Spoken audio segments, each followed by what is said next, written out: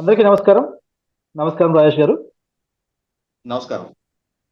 Sir, almost చాలా రోజులు అంటే ఒక 5, 6 ఏళ్ళు దాకా విదేశాల్లో చదివి అప్పుడే వచ్చి చంద్రబాబు నాయుడు గారికి హెల్ప్ చేద్దామని చెప్పేసి ఒక కొడుకుగా నారా లోకేష్ గారు వచ్చారు. కొన్ని రోజులు బ్యాక్ ఎండ్ లో పాలిటిక్స్ లో ఉండి తర్వాత ఫ్రంట్ ఎండ్ లోకి వచ్చారు. ఎమ్మెల్సీ అయ్యారు, మంత్రి అయ్యారు. ఎక్కడో ఒక చోట చిన్న తప్పు దొర్లి ఆ, పుట్టినరోజుని వర్ధంతి జయంతి అన్నారని చెప్పేసి నానా హంగామా చేశారు. హైపాక్ సోషల్ మీడియాతో కలుపుకునేసి ఇప్పుడు సరే ఆయన అంటే అన్నారు అనుకో, అంటే బయట నుంచి అన్నారు అనుకోవచ్చు. దాన్ని ఎగతాళి చేసిన వాళ్ళు ఇప్పుడు ఆల్మోస్ట్ చాలా మంది, ఒక 50% దాకా అందరూ జయంతి వర్ధంతి జోహార్లు అన్నారు జగన్ గారి జన్మదినోత్సవం నిన్న. దీన్ని ఎలా చూడాలంటారు మరి? అంటే వాళ్ళకే తగిలింది అంటారా? కాస్త చెప్పండి సార్ దీని మీద. ఇప్పుడు వాళ్ళు వీళ్ళు అంటే పర్వాలేదు. నేను తెలుగు భాష ప్రావీణ్యం సంపాదించిన రచయితని, నేను సినిమాలకి కథలు మాటలు రాశానని చెప్పని చెప్పుకునే పోసాని కృష్ణమూర్తి కూడా నిన్న ఒక వీడియో సందేశం విడుదల చేస్తా, జగన్మోహన్ రెడ్డి గారిని తెలుగు జాతి గుర్తున్నంత వరకు జగన్మోహన్ రెడ్డి గారి జయంతి వర్ధంతి గుర్తుంటాయి అని చెప్పాడు. అంటే జయంతి వర్ధంతి రెండు. ఆయన బతికే ఉన్నాడు, సజీవంగా ఉన్నారు. 51 సంవత్సరాల వయసు ఆయనకి. ఆయనకి అప్పుడే వర్ధంతులు జరిపే పరిస్థితికి పోసాని కృష్ణమురళి దిగజారిపోయాడు అన్నమాట. ఇదే నారా లోకేష్, పవన్ కళ్యాణ్ ఇంకొకరు మాట్లాడున్నట్టయితే ఎంత విస్తృతంగా హేళన చేసేవాళ్ళు గతంలో చేసింది చూసాం. భవిష్యత్తులైనా ఇట్లాగే చేయడానికి సిద్ధపడతారు.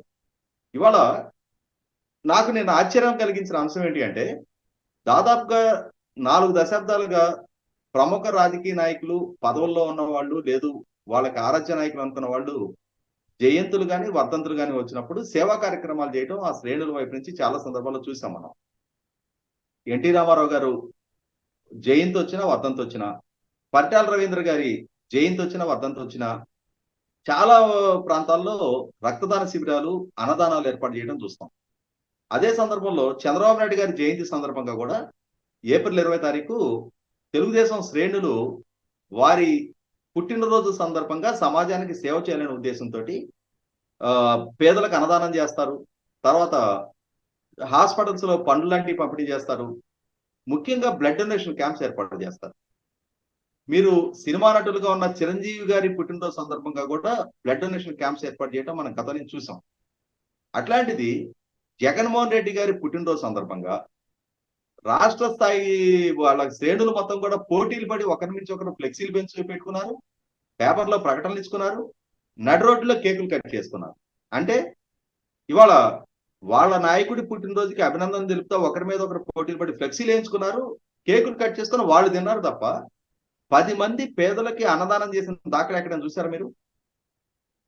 అంటే ఇది ఎందుకో తెలీదు, తెలుగుదేశం పార్టీకి వైసీపీ పార్టీకి ఈ అంతరం మొదటి నుంచి కనిపిస్తుంది. తెలుగుదేశం శ్రేణులు ఎన్టీఆర్ ట్రస్ట్ ద్వారా వాళ్ళు సేవా కార్యక్రమాల్లో ముందుంటారు. ప్రకృతి వైపరీత్యాలు వచ్చినా, లేదు విడి సందర్భాలు కూడా తెలుగుదేశం శ్రేణులకు సంబంధించి ఆ కార్యకర్తలకు ఏదైనా ప్రాణాంతకమైన పరిస్థితులు ఎదురైనప్పుడు వాళ్ళ కుటుంబ సభ్యులను ఆదుకోవటం, ఆ కుటుంబాలకు అండగా నిలవటం, వాళ్ళ పిల్లల్ని పార్టీ అడాప్ట్ చేసుకుని వాళ్ళని ఎన్టీఆర్ స్కూల్లో చదివటం, ఆఖరికి వాళ్ళకి కెరీర్ ని తీర్చిదిద్దే బాధ్యత కూడా తెలుగుదేశం పార్టీయే. అంటే ఒక కుటుంబ సంబంధం లాగా మెయింటైన్ చేసుకుంటారు. అదే వైసీపీ పార్టీలో ఎటువంటి అవినాభావ సంబంధం, ఆ అన్యోన్యత ఎక్కడ ఆ మానవ సంబంధాల్లో కనపడదు మనకి. ఆ నాయకుడు మాత్రం అద్భుతంగా స్తుతిస్తారు, శ్లాఘిస్తారు తప్ప ఆ ఎమోషనల్ అటాచ్మెంట్ అనేది ఆ పార్టీలోనే మనకి ఎక్కడ కనపడదు. ఇవాళ ఎన్టీ రామారావు గారి జయంతి గాని వర్ధంతి గాని సందర్భంగా తెలుగుదేశం శ్రేణులు చూపించే సేవా నిరతితో పోల్చి చూసుకున్నప్పుడు నిన్న జగన్మోహన్ రెడ్డి గారి జన్మదినోత్సవం సందర్భంగా ఆశించాం. ఎందుకంటే ముఖ్యమంత్రిగా ఆయన చివరి పుట్టినరోజు ఇది. ఎన్నికలకి ఎదుర్కోబోతున్నారు. రేపు ఆ ఎన్నికల్లో మళ్ళీ తిరిగి గెలిస్తే మళ్ళీ ముఖ్యమంత్రిగా పదవి బాధ్యతలు చేపట్టడానికి ఆస్కారం ఉంటుంది. ఓడిపోయిన పక్షంలో ముఖ్యమంత్రిగా ఆయన జరుపుకోబోతున్న చివరి పుట్టినరోజు ఇది.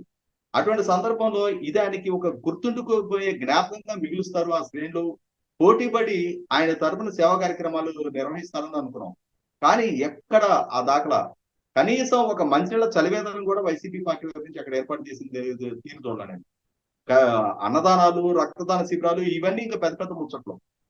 అంటే ఎందుకో తెలీదు, సమాజానికి మాకు ఇంతటి అవకాశం కల్పించి, ఇంతటి మెజారిటీ ఇచ్చి, ఇంతటి అధికారాన్ని కట్టబెట్టి, ఇంతటి వనరుల లూటీకి సహకరించిన ప్రజలకు ఏదైనా చేయాలి అని అంటే మాత్రం ప్రభుత్వ వనరులతోటి మేము డీబీటీ ద్వారా లబ్ధి చేకూరుస్తున్నాం తప్ప సొంత డబ్బులు జేబులోంచి రూపాయి తీయాలి అని అంటే పిల్లికి బెచ్చం పెట్టిన పార్టీకి వైసీపీ పార్టీ మిగిలిపోతుంది.